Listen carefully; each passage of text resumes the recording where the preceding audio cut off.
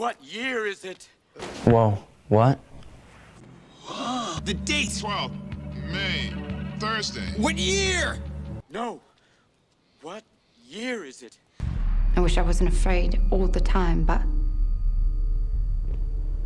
I am.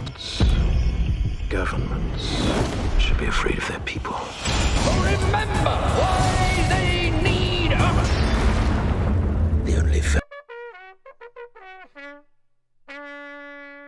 V for Vendetta seems to be like a fan favorite. Everyone seems to love it, and I've heard a lot about it, seen videos about it. 15 years since V for Vendetta came out in theaters on March 17, 2006. Now it's 2021, so let's see if it holds up. And I think I like with everyone else, I like this movie quite a bit. I think it's good, right? Dealing with the fact that you're stuck in this one government, being controlled and whatnot, and then V trying to create revolution, right? Because first, a lot of people see him as a terrorist, destroying his cities and whatnot, part of the UK. And then throughout the film, he changes Natalie Portman's characters, like sort of ideologies, and gets, I feel like, most of Britain on his side to create revolution, right? To be not fearful of the government, and for the government to be fearful of them, of their people, because the government has so much control, and there's just so much like facade and lies in a news outlet. Like when I first saw that the news outlet lied about V dying, I thought this is very similar in what's going on. And himself, played by what the actor's name? The guy that played Red Skull. The actor playing this guy as well. His like, first of all, you don't see his identity, so I feel like the reason why most people love it is on his mask. Looks pretty cool, and like his like movements, performance, like Hugo Weaving. There we go. Hugo Weaving. I remember his name. His performance is like spot on. It's really good. I didn't read the novel, so I don't know the differences or whatnot. So let's start from the beginning. You got V saving Natalie Portman. First of all, that's the first like notes that I wrote. Everything before that I just didn't care for. But Natalie Portman gets saved by V. He saves her. He has his sword. When I read the first battle sequence, he's like moving and what. Again, this character's already like piques your interest. Already hooks you, being like, who is this person? Who is this guy who's going on being a vigilante, but then also being a so-called terrorist, destroying one of Britain's like cities or whatnot. When him and Natalie Portman go up into like a building, it just blows up. It's like, this has already got me hooked. And then his next play is to get a broadcast throughout the whole world. I was about to say world, but it's probably just Britain. But yeah, he goes and takes a bomb to a building where Natalie Portman's in there as well. Natalie Portman's trying to get away from, I'm assuming, the FBI, because they caught her like with V, I think. Or I don't know. I actually don't know why they want her. Why do they want her? They want her for some reason. Probably not very important. And then yeah, V's in there. He has a whole bunch of V masks, so he could, have people be dressed in them, but they could throw off the FBI or whatnot. And he tells the progress saying that the government's a fraud.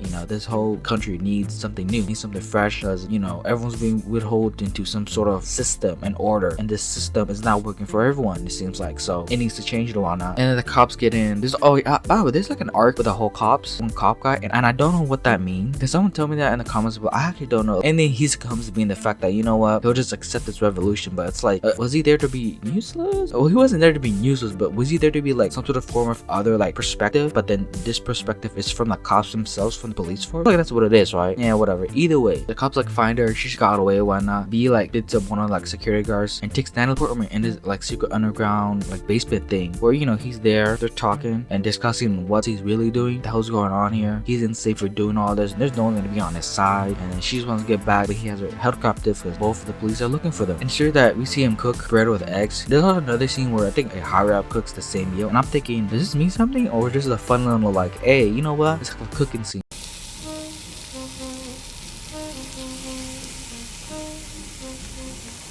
Egg in the middle and then bread. But did I make something? Because that shit got me hungry. I was like, man, this movie making me hungry. God damn it, I want to eat something now. I want to eat eggs with bread. But I don't know if it meant anything. I just thought, okay, it's there. It just made me hungry. And it's here that news outlets are lying about V's death. V didn't die.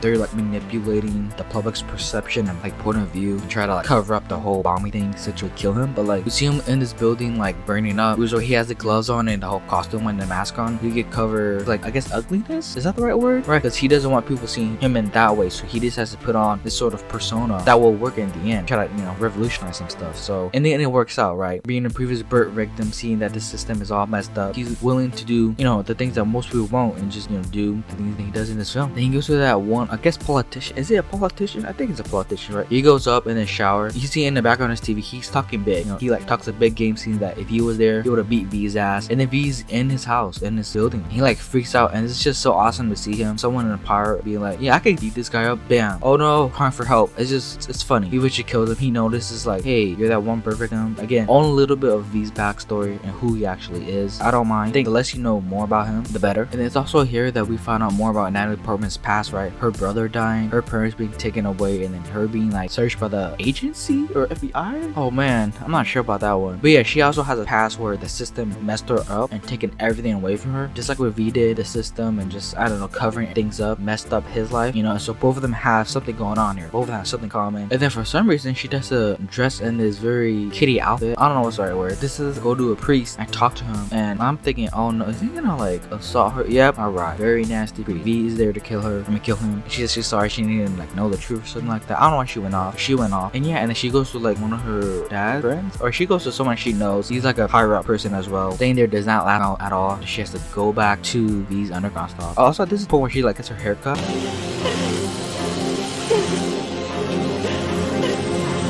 And at the point she looks good and bald. I was like, man, it looks good. Keep it bald. She's just getting bald for, actually I don't know what's the meaning of that. Again, I feel like this film is not supposed to simply like, I'm like, why? I'm just overthinking this. Her being bald, I'm probably overthinking. There's nothing symbolic about that, right? Yeah. So then it's here that we get to see the relationship between Natalie Portman and V sort of develop into like liking each other, right? Because they have to spend so much time within each other. I actually don't know the time frame for this. I'm assuming it's like years or maybe a year where they're like underground. I actually don't know, because it feels like a bunch of time have passed, but they, you know, spend time together. They start playing with each other and whatnot. It's actually like, oh, this is good. They have something in common and it just works. Maybe we start to see like more of the public wearing the V mask, just in black and whatnot, being like, we are with V, he is right, screw the government, they should be scared of us, right? Throughout the whole news outlets. Again, you know, there's some that are telling the truth or whatnot, not being objective, not being unbiased or whatnot. V has one more person to kill, one more politician to kill, kills him. There's this one last cool like fight sequence. Well, before I move on, I think all of the like fight sequences in this film are pretty damn.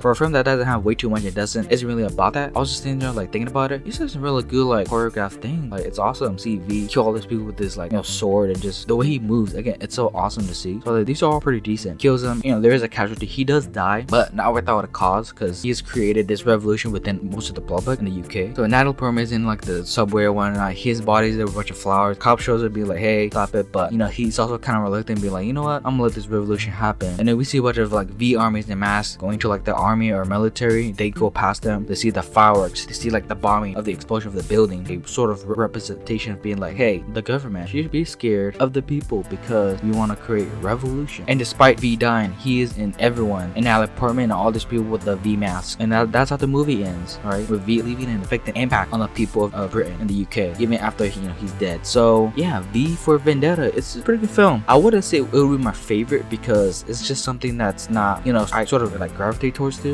But this movie and the narrative and the story itself is really fascinating, right? Changing up the system that's old and like just not working for most people, and they wanted to change. So might as well do it yourself, right? And that's what V did. Took things into his own matter, into his own hands, and started a revolution and sort of put a hope in people. Be like, hey, we could change it. Screw the government system. They could screw themselves. This like ideology and revolution like sort of mindset will be, I'm assuming, because you know, I don't think it doesn't need to be explained, but this is me theorizing, but I'm assuming for, you know, years and probably generations and whatnot. So in the end, V for Vendetta 15 years later, it's still pretty damn good. I might rewatch it one time, but again, like I said earlier, it's not like one of my favorites. So yeah, that's it for me. This has been The Road So Far, and thank you for watching.